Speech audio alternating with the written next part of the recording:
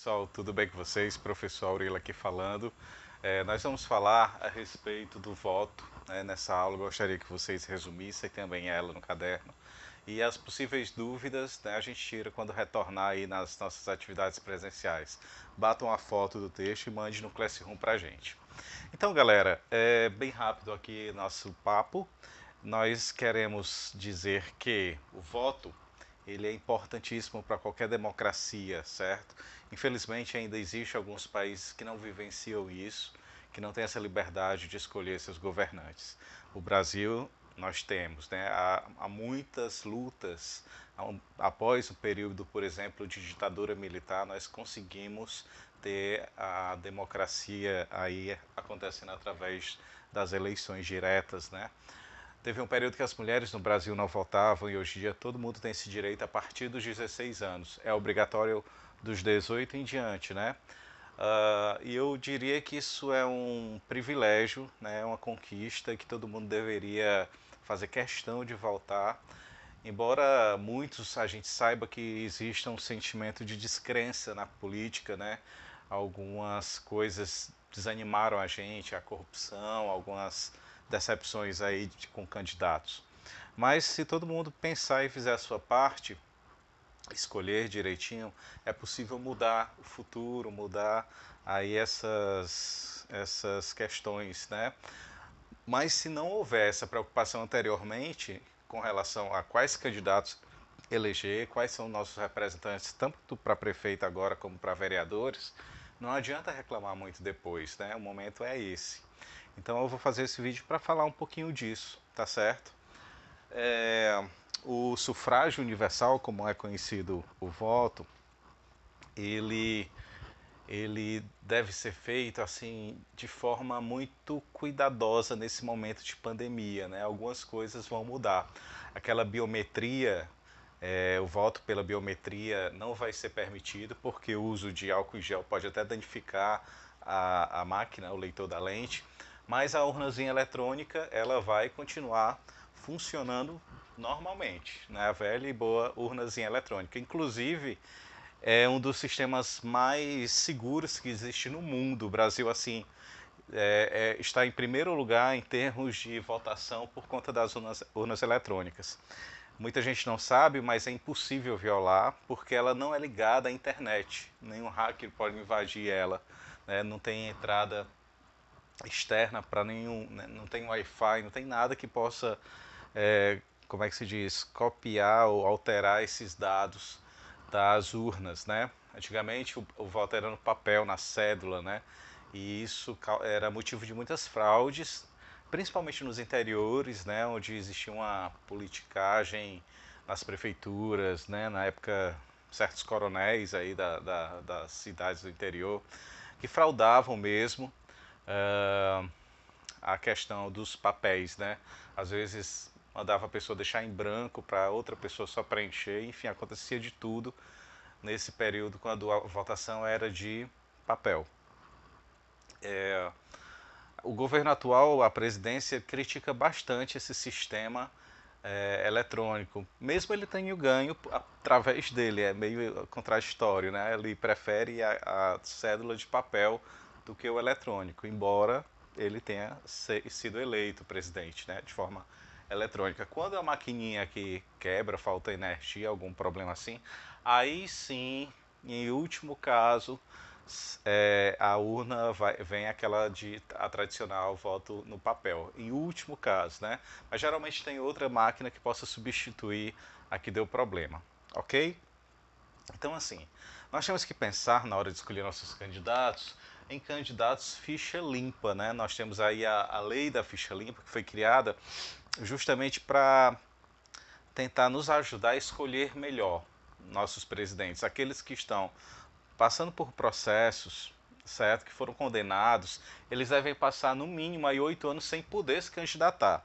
Só que esse ano houve uma pequena mudança na data das eleições, passando do mês que seria agora em outubro para novembro por conta da pandemia. Isso daí vai permitir que muitos que foram condenados há 8 anos atrás, quando for em novembro, já tem passado esses 8 anos e alguns vão poder se candidatar sim novamente nessas eleições. Então a gente tem que pesquisar.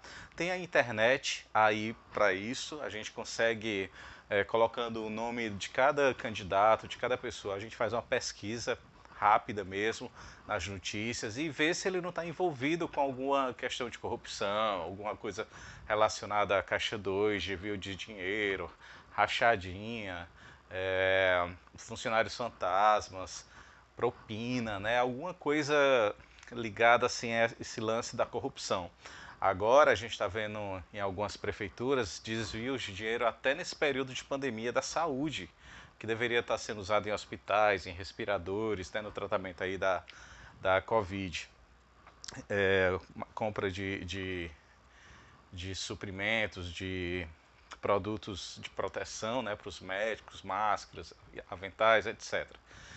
Então, assim, é triste, né, saber que infelizmente no Brasil boa parte do dinheiro sai aí pelo ralo da corrupção. Às vezes é tão parece até ser tão comum isso, né, e nós esperamos que os próximos possam inclusive mudar as leis, né, que tenha leis mais rígidas para combater essa questão da corrupção que a gente já está cansado desde governos anteriores, né, anos anteriores, que a gente vê a mesma coisa acontecendo novamente. Por mais que eles prometam, né, e parece assim os anjos na hora da propaganda eleitoral, né? Você assim sai convencido que aquele cara é a solução, que aquele cara é a mudança. O discurso é lindo contra a velha política, contra os velhos costumes e de repente você vê fazendo as mesmas coisas.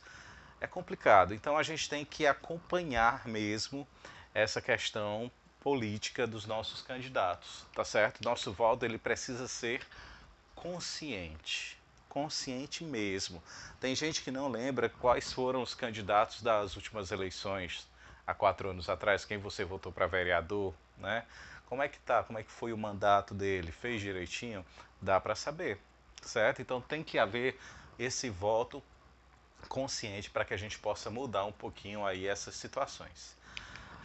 E eu finalizo dizendo que seu voto tem poder, né? É um verdadeiro assim poder. A gente tem que pensar que essa pessoa que a gente está elegendo, nós estamos dando a ela um emprego, que eles vão receber dinheiro, salário dos nossos impostos, né? Então é como se eles trabalhassem mesmo para a gente, se fossem funcionários nossos. Eles têm que entender que não é para eles ou para a família deles ou para os amigos dele, são candidatos ali que estão nos representando, a sociedade, no caso o seu bairro, a sua cidade, né? Porque é uma eleição municipal, ok?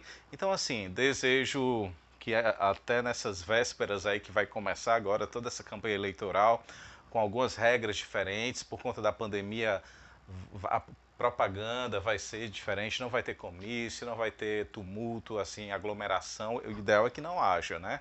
Então a gente vai ver aí, tentar ver quais são as propostas que eles têm para a saúde, para a educação, para a segurança, certo? Muitas ideias vão surgir, mas que isso realmente se concretize, né? Essas ideias boas se concretizem. A gente tem que ter mais união nessa política, né? Que eles possam se ajudar, independente do partido. Tentem, tentem ter mais harmonia, porque quanto mais confusão, polaridade, divisão, pior. Pior para as eleições, pior para a democracia, pior para as cidades, para todos nós.